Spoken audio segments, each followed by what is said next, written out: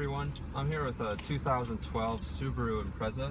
This has the 2-liter 148 horsepower engine, 145 foot-pounds of torque. So this car, just using for the day, and just to want to do a quick drive review on it. Never driven this car before. I can say right away that the interior fit and finish for a compact entry-level car is actually pretty good. You know, they got soft touch materials all up on the dashboard, and this is this hood cover right here for your temperature, your miles per gallon, and the time is hard touch. But overall, I mean, it looks really nice. You have a tilt and telescoping wheel that gives you plenty of adjustment. You even get paddle shifters for the CVT transmission. There's a lot of room, really good visibility. That's what I can say about this car right away before driving it. I'm 6 feet tall, and I mean, I fit really well in this car. I noticed when I started it up, it's a really cold day. It's 17 degrees outside. There's no actual oil temperature reading on the gauge cluster, so they just show you like a blue temperature light, and it just basically tells like, hey, this car is not warmed up, don't floor it, and as such it kind of goes into its high RPMs to warm up. So once the car is warmed up, it drops the RPMs below 1,000 at idle, and overall the temperature display for the blue temperature light goes off. Alright, so I'm going to take off the parking brake here. It gives you a parking brake light, as most cars do when the parking brake's on. As I said before, first time driving this car, I'm going to take it easy. It's a 2012 with about 97,000 miles.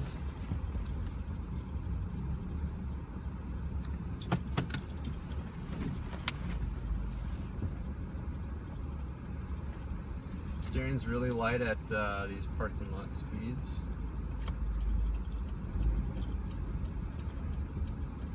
Let's see, let's take a left here. I can say right away that the gas pedal is very sensitive for a compact car with a relatively small engine.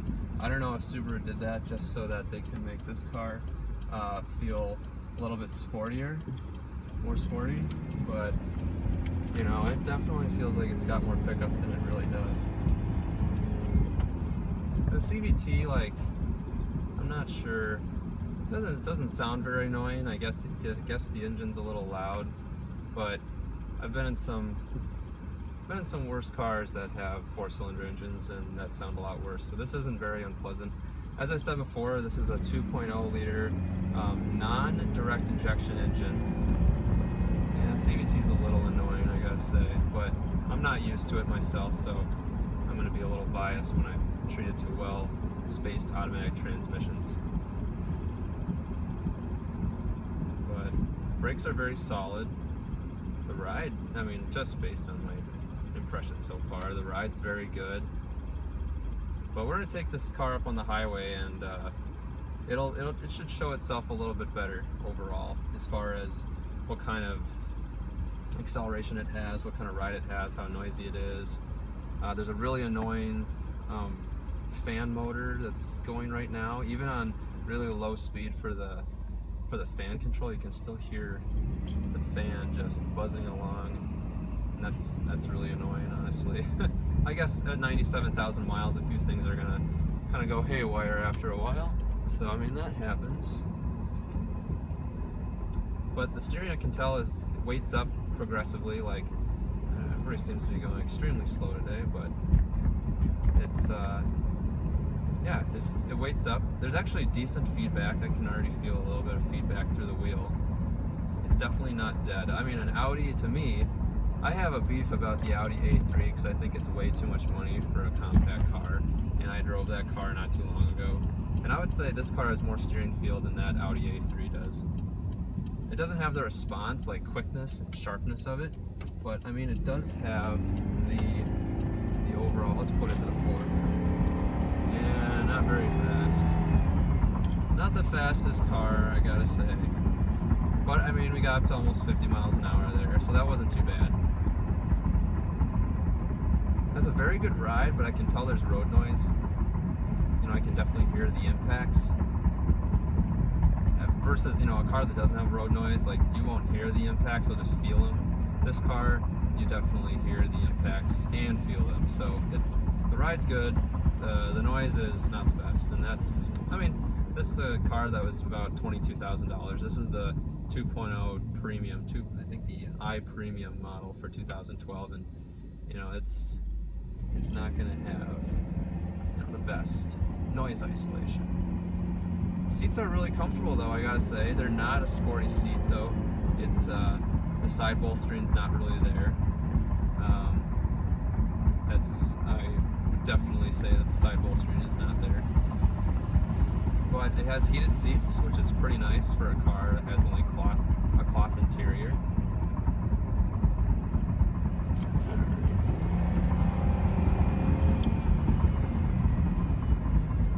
So, I mean, overall, like, the brakes are extremely solid. I mean, like, you barely have to press the pedal, and your brakes are right there all the time. And so overall, the brakes are really solid. The gas pedal's a little bit touchy, but MPG wise, like, I mean, he's been averaging about 24.3 miles to the gallon. That's pretty good.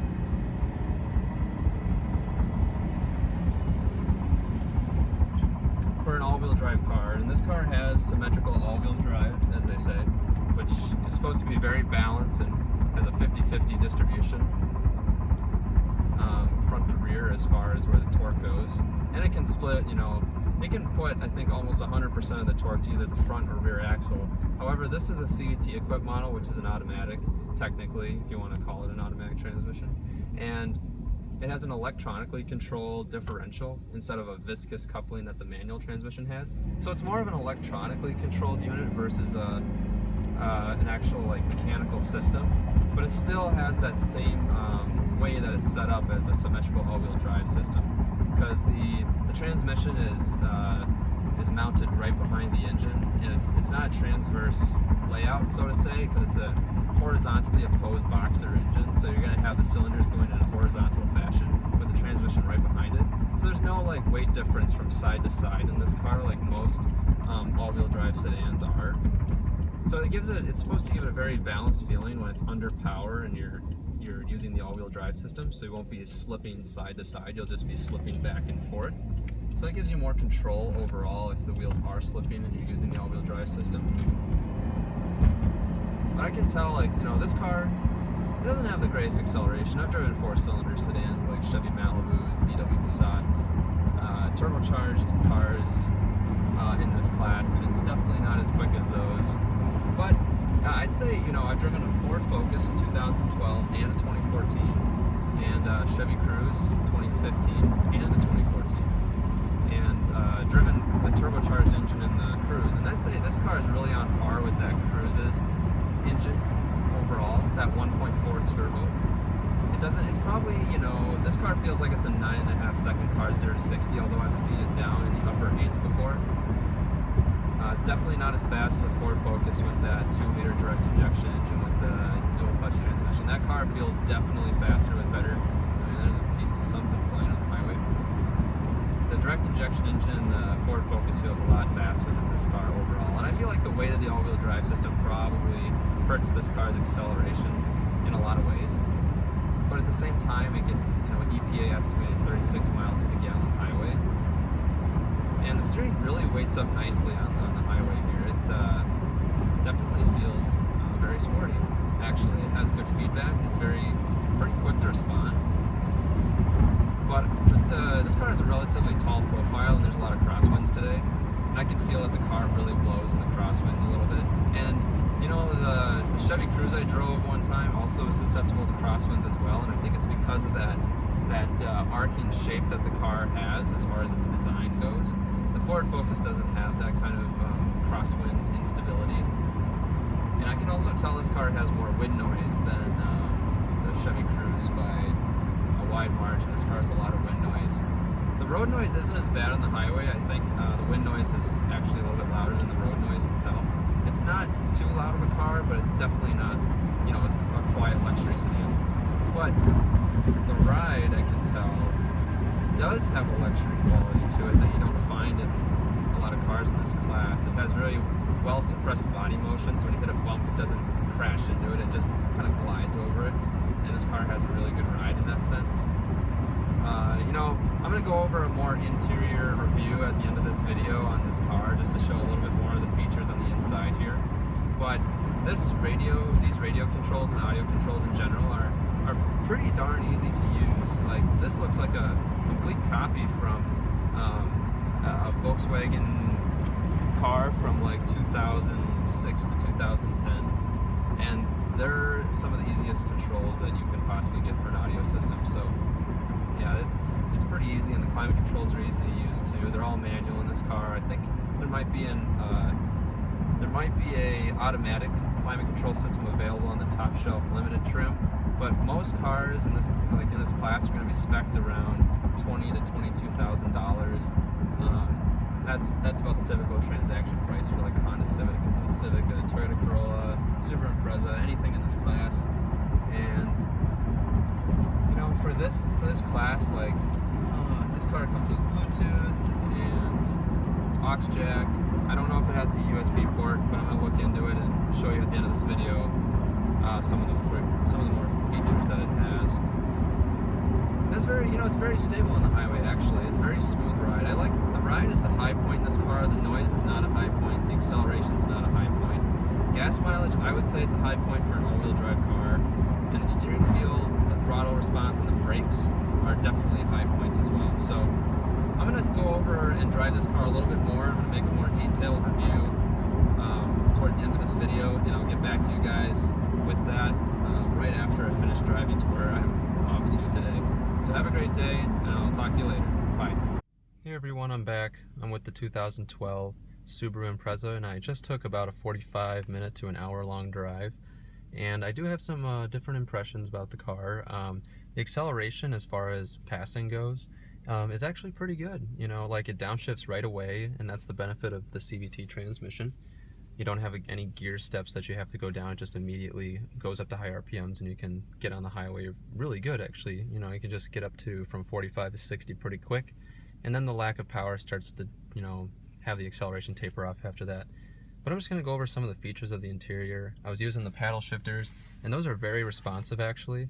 The upshifts are a little bit slower than the downshifts, but when you're driving along, it'll actually indicate to you like what kind of gears you have available. It'll give you a plus and minus sign, or an up and down sign next to your gear that you're currently in the main display here.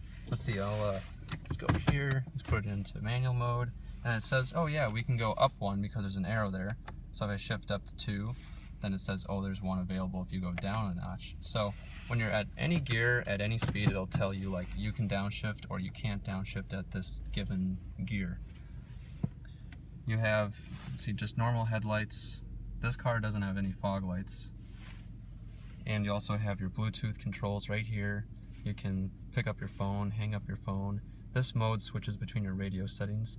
And in order to reset the trip MPG computer right here, you gotta click the trip reset button right there.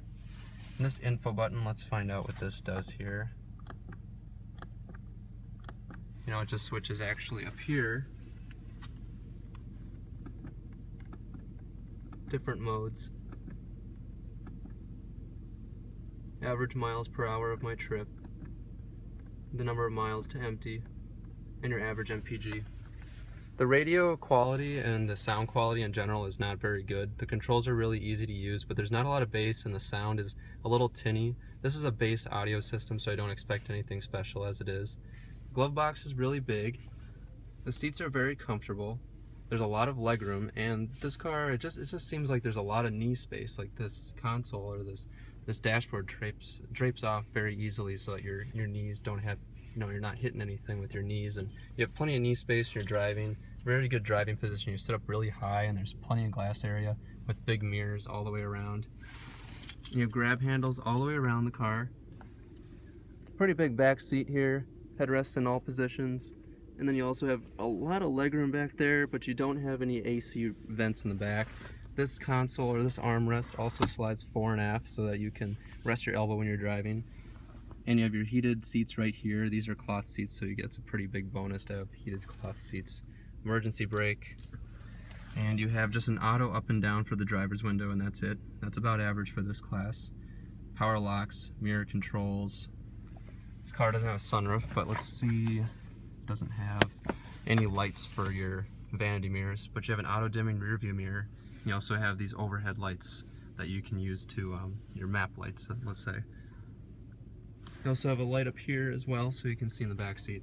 So overall, I think this car is very competitive for its segment. The all-wheel drive system works really well, and I was going through some snow, and it's very balanced. Like, you can feel the car drift if you turn off the stability control and you drift it. It drifts sideways. It doesn't fishtail. It doesn't slide straight forward. It feels like the car has, you know, a little bit of more weight in the front, but it does feel very balanced at the limit. So, well, thank you for watching. I'm glad I could show you this car, this 2012 Subaru Impreza.